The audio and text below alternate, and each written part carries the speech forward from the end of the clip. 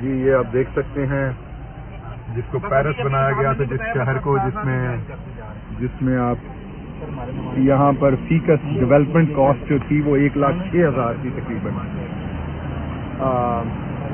Faeces जो तकरीबन 1,06,000 development cost इस शहर में है, इसका आप हाल देख लें, जिसको क्लेम किया जाता था कि इसको पेरिस बना दिया है। ये शहरियों का हाल है। बहरहाल चीफ मिनिस्टर खुद निकले हैं। आपको पहुंचाना है, बिठा रहे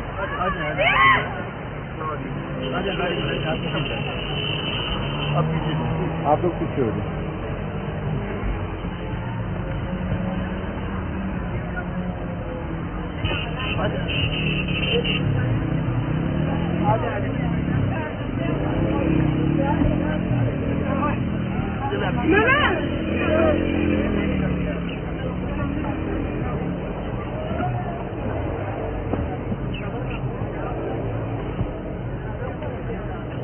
नहीं, आप लोग